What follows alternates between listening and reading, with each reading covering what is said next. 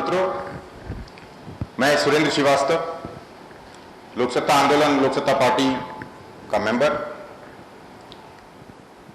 मैं करीबन 51 वर्ष का हूं आज और अगले महीने 52 वर्ष का हो जाऊंगा। मैं एक साधारण से परिवार में का नवयुवक हूं।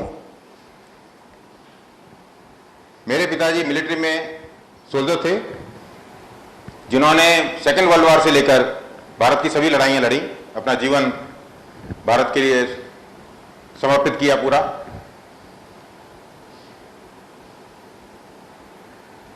उन्नीस से मैं मुंबई में रहता हूं। कोलाबा म्युनिसिपल स्कूल हिंदी माध्यम से मैंने शिक्षा पाई है। उसके बाद में मुंबई यूनिवर्सिटी से मैंने बीकॉम और लॉ ग्रेजुएशन की है।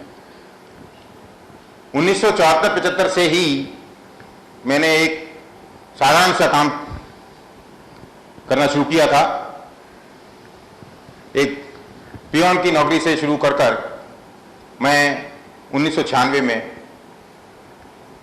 भारत की सबसे बड़ी प्राइवेट सेक्टर शिपिंग कंपनी है ग्रेट ईस्टर्न शिपिंग, उसका प्रेसिडेंट बना। इस दौरान मुझे ऐसा लग रहा था कि कहीं ना कहीं व्यवस्था में तकलीफ है। 2001 में अन्ना हजारे जी उस समय फास्ट पर बैठे थे आजाद मैदान में 4 मंत्रियों का रिजिग्नेशन लेने के लिए, और Maharashtra right to information act की डिमांड के लिए। मेरा ऑफिस बगल में था आजाद मैदान के। उस समय मैं उस मूवमेंट के दौरान डॉक्टर जयप्रकाश नारायण के संपर्क में आया, क्योंकि doctor Jayaprakash Narayan Maharashtra right to information act के लिए अन्ना हजारे जी की मदद कर रहे थे, अन्ना हजारे जी के साथ काम कर रहे थे। 2001 से 2003 तक मैंने लोकसत्ता, उस समय आंदोलन था, उसका अध्ययन किया, काफी चर्चाओं में भाग लिया, पूरी तरह से कोशिश की कि लोकसत्ता को समझने की, और भी कई संस्थाओं के बारे में जानने की कोशिश की, और अंत में 2003 में मैं इस निष्कर्ष पर निकला कि अगर जीवन में कुछ करना है तो लोकसत्ता आंदोलन एक ऐसा व्हीकल बन सकता है जिसमें एक अच्छी लीडरशिप है, बहुत ही अच्छी सोच है और बहुत गहन अध्ययन है कि इस देश में व्यवस्था परिवर्तन की क्या आवश्यकता हो सकती है। उस जर्नी को आगे बढ़ाते हुए मैंने 2003 में लोकसत्ता आंदोलन ज्वाइन किया मुंबई में रहकर। लेकिन 2004-2005 तक आते आते मुझे ऐसा लगने लगा कि इसके लिए ज्यादा समय देने की आवश्यकता है। यह केवल कम समय देने से काम नहीं चलेगा। और 2005 मार्च में मैंने ग्रेट ईस्टर्न शिपिंग कंपनी से त्यागपत्र दिया, और उसके बाद से ज्यादातर समय मेरा लोकसत्ता आंदोलन और लोकसत्ता पार्टी बाद में बनी 2006 में, उसमें लग रहा है। 2004 और 2005 के दौरान, क्योंकि मैं मुंबई में हूं, कुछ मित्र इकट्ठे आए। उन्होंने सोचा लोकसत्ता आंदोलन जो आंध्र प्रदेश की संस्था है, आंध्र प्रदेश से शुरू हुई थी, जिसकी चर्चा हम धीरे धीरे करेंगे कि कहां से शुरू हुई थी, कैसे शुरू हुई थी। 2005 में लोकसत्ता आंदोलन महाराष्ट्र का गठन हुआ और मुंबई में लोकसत्ता आंदोलन का ऑफिस की शुरुआत हुई, जो इस समय जिस ऑडिटोरियम में आप बैठे हैं। एक लोकसत्ता आंदोलन की स्वयंसेविका रुचिरा जी वहां बैठी हैं।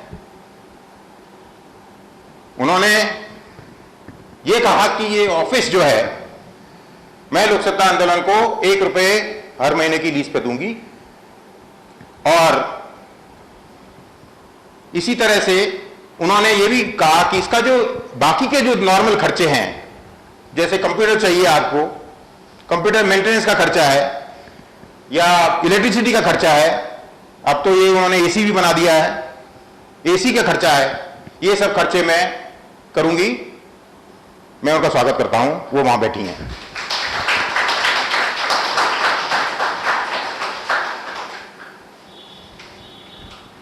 ये केवल शुरुआत है। आंध्र प्रदेश में ऐसी कई लोग हैं। आंध्र प्रदेश में एक ऐसे सज्जन हैं जिन्होंने 5 एकड़ जमीन लोकसत्ता को दी है एक पॉलिटिकल इंस्टीट्यूट खड़ा करने के लिए, जिसमें पॉलिटिकल लीडर्स को देश की समस्याओं के बारे में और उनको ग्रास रूट से ग्रूम किया जाए। ऐसा इंस्टीट्यूट लोकसत्ता की एक कल्पना है, बनेगा एक दिन।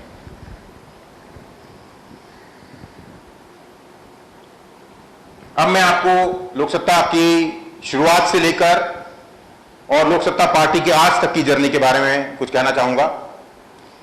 1974 ये इंपॉर्टेंट डेट्स हैं।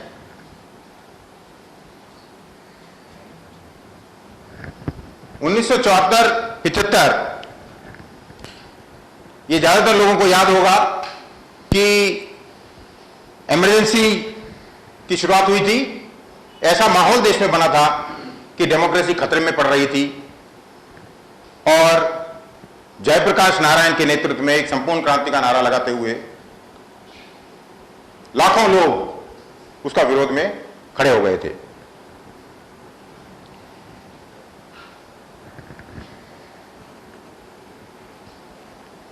डॉक्टर जयप्रकाश नारायण, जिनका जन्म से वो महाराष्ट्रियन है, जिनका जन्म चंद्रपुर डिस्ट्रिक्ट, महाराष्ट्र की चंद्रपुर डिस्ट्रिक्ट है आंध्र प्रदेश के बॉर्डर पर, वहां पर 1956 में हुआ था। एक साधारण से रेलवे वर्कर के घर में। बहुत ही यंग एज में, बहुत ही बचपन में ही उनको, क्योंकि उनके पिता का ट्रांसफरेबल जॉब था, एक जगह कहीं पर ज्यादा दिन नहीं रहते थे वो, तो उनको विजयवाड़ा के एक गांव में उनकी मौसी के पास में पढ़ने के लिए भेजा गया। तो उनकी पढ़ाई तेलुगु मीडियम से एसएससी तक, मैट्रिकुलेशन तक हुई और उसके बाद उन्होंने गुंटूर मेडिकल कॉलेज में ग्रेजुएशन करने के लिए, डॉक्टरी की पढ़ाई करने के लिए एडमिशन लिया। 1974-75 में वो मेडिकल कॉलेज में पढ़ रहे थे जब एक छात्र आंदोलन शुरू हुआ संपूर्ण क्रांति के नारे पर, लोकनायक जयप्रकाश नारायण के नाम पर। क्योंकि आंध्र प्रदेश में एक प्रथा है। अब मैं आपको फिर से 1956 में ले जाता हूं। जो लोकनायक जयप्रकाश नारायण केवल 1975 के संपूर्ण क्रांति के रचयिता, ऐसा नहीं है, उन्होंने स्वतंत्रता संग्राम में बहुत ही बड़ा योगदान दिया है। तो आंध्र प्रदेश में एक प्रथा है कि लोगों के नाम महान हस्तियों पर रखे जाते हैं और जयप्रकाश जी का नाम, हमारे जयप्रकाश जी का नाम हमारे उन लोकनायक जयप्रकाश नारायण जी के नाम पर रखा गया था 1956 में। आज भी आंध्र प्रदेश में आपको जवाहरलाल नेहरू नाम के भी लोग मिलेंगे, लाल बहादुर शास्त्री नाम के भी मिलेंगे। तो ये शायद कल्पना थी उस समय उनके माता पिता की कि देश को दूसरा लोकनायक दिया जाए। मित्रों, 1974-75 में इस नवयुवक स्टूडेंट गुंटूर मेडिकल कॉलेज में एक दिमाग में घुस गया कि डेमोक्रेसी खतरे में है। डेमोक्रेसी अगर खतरे में है तो मैं मेडिकल डॉक्टर बनकर लोगों की क्या सेवा करूंगा? सेवा मुझे डेमोक्रेसी की करनी चाहिए, डेमोक्रेसी को दवाई देनी चाहिए ताकि डेमोक्रेसी बची रहे। लोगों को दवाई देने वाले तो बहुत लोग पैदा होंगे, लेकिन कुछ लोगों को ऐसा भी संघर्ष करना पड़ेगा जिससे कि डेमोक्रेसी बचाने के लिए दवाई दी जाए।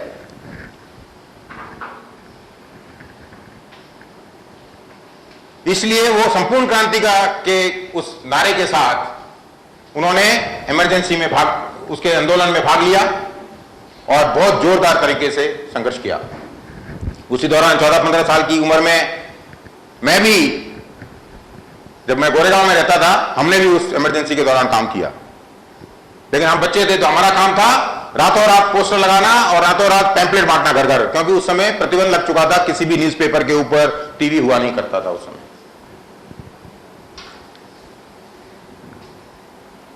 1975 से 1989 तक उन्होंने एमबीबीएस की डिग्री हासिल की, लेकिन उनके मन में विचार हो गया कि मैं इस डेमोक्रेसी खतरे में है और कुछ करना चाहिए, इसलिए उन्होंने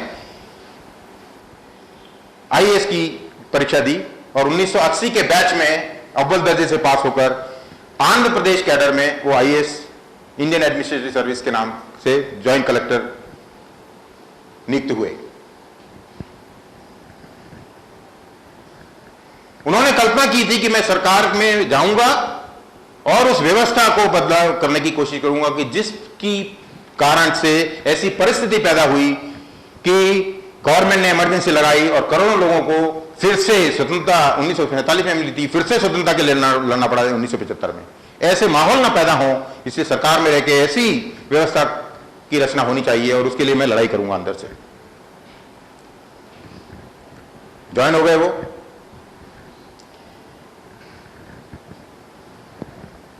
उन्नीस 1980 से 1996 तक करीबन 16 साल तक उन्होंने लोकसत्ता आईएएस में काम किया।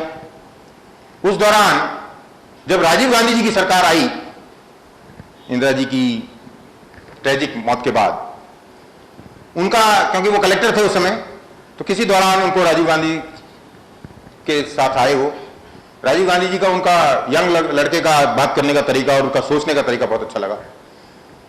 उन्होंने उनको प्रोत्साहित किया और केसी शिवराम कृष्णन उस समय अर्बन गवर्नेंस, लोकल गवर्नमेंट के सेक्रेटरी थे सेंट्रल गवर्नमेंट में, और मणिशंकर अय्यर जी मंत्री थे पंचायती राज के, उनसे संबंधित कराया और 1992 में 73rd and 74th constitutional amendment आया,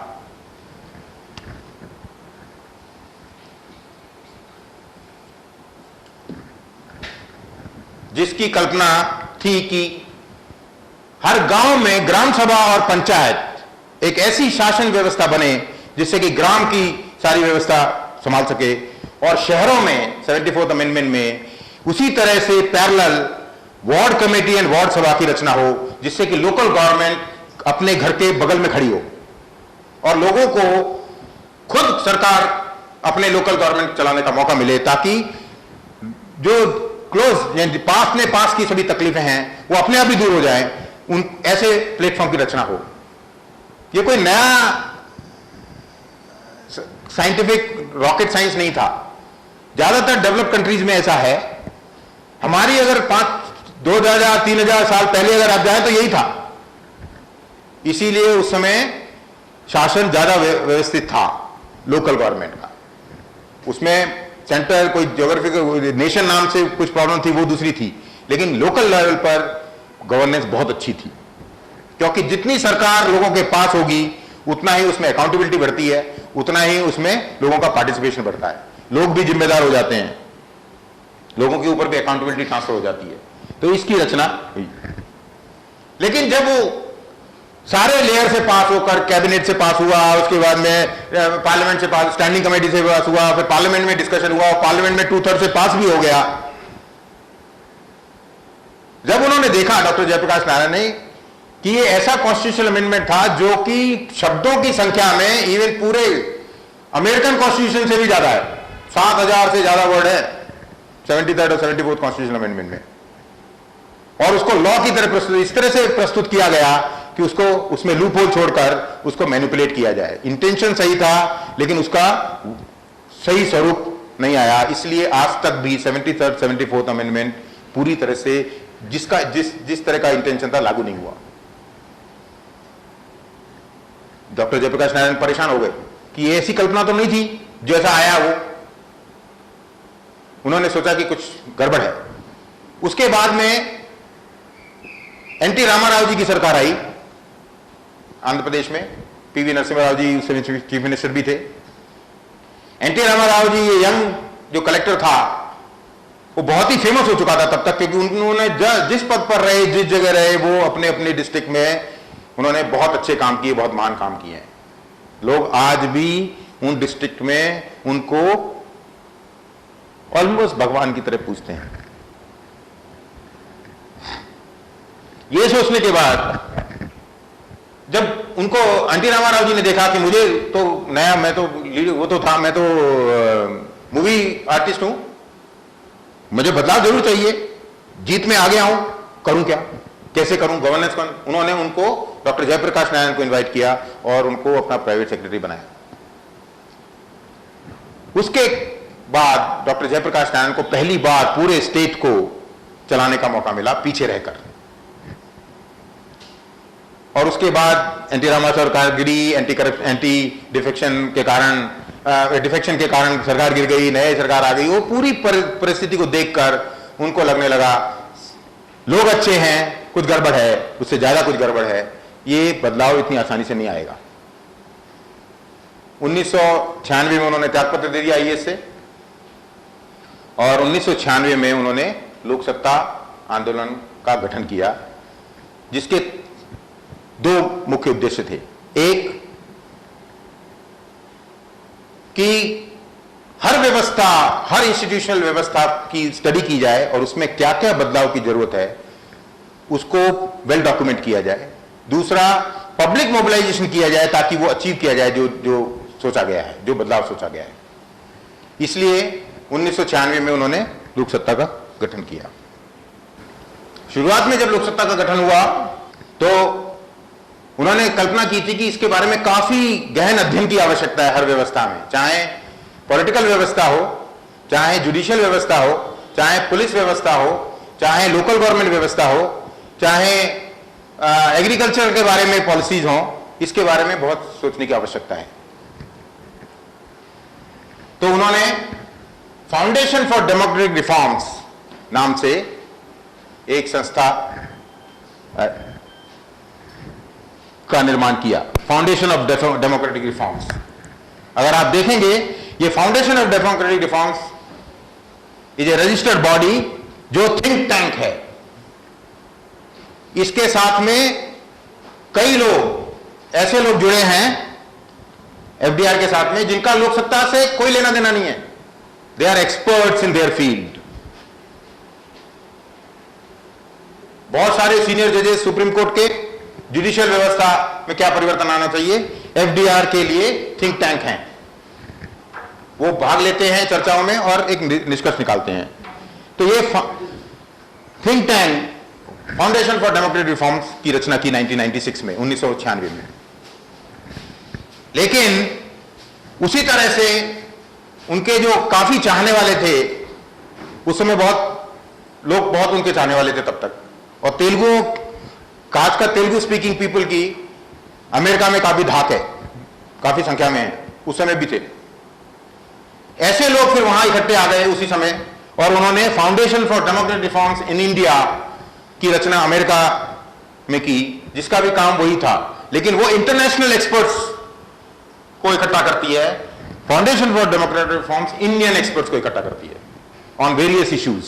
जैसे लोकपाल का भी आजकल इश्यू चल रहा है, foundation for democratic reforms Lokpal के बारे में चर्चा का एक केंद्र बन चुकी है, काफी एक्सपर्ट्स उससे जुड़े हुए हैं। सिमिलरली बहुत सारे इंटरनेशनल एक्सपर्ट्स एफडीआरआई के द्वारा अपने सजेशंस और अपने बाहर की जो इंटरनेशनल एक्सपीरियंसेस हैं उनको, बेस्ट प्रैक्टिसेस को लेकर आ रहे हैं। लोकसत्ता मूवमेंट एक आंदोलन ऐसा बना जो कि पब्लिक फेस था,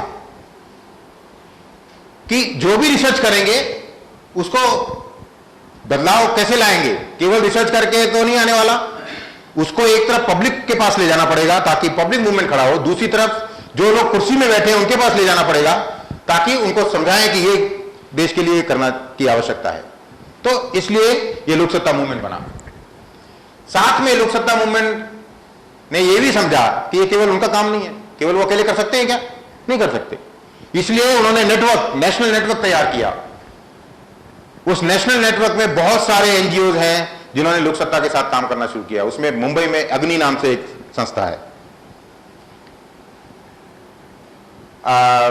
बैंगलोर में जनाग्रह नाम से संस्था है, कैटलिस्ट ट्रस्ट तमिलनाडु में है। ऐसी कई संस्थाएं हैं जो लोक सत्ता के साथ में उस समय काम करना शुरू किया ताकि नेशनल नेटवर्क बने, जिससे कि इस सारे जो रिसर्च के बाद में जो रिजल्ट आ रहे हैं उनको अचीव किया जाए। उसके अलावा expert, apart from think tank, expert advisory, जो कि बिल्कुल भी, यानी कि जैसे स्वामीनाथन जी हैं,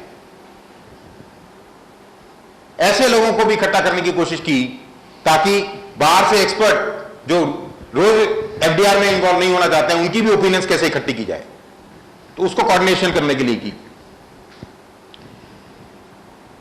1996 से 2005 की जर्नी लोक सत्ता की मूवमेंट की रही और लोक सत्ता पार्टी का गठन 2006 में हुआ। लोक सत्ता पार्टी एक पॉलिटिकल पार्टी है। क्यों हुआ, इसकी चर्चा हम धीरे धीरे करेंगे आगे चल के। इसकी क्या आवश्यकता पड़ी कि एक सामाजिक आंदोलन को पॉलिटिक्स में उतरने की आवश्यकता पड़ी, इसकी भी चर्चा करेंगे हम धीरे धीरे। लेकिन आज लोक सत्ता पार्टी की काफी फ्रंटल ऑर्गेनाइजेशंस हैं, जैसे युवा सत्ता, जैसे महिला सत्ता, जैसे विद्यार्थी सत्ता। अभी आंध्र प्रदेश में लोकायुक्त होना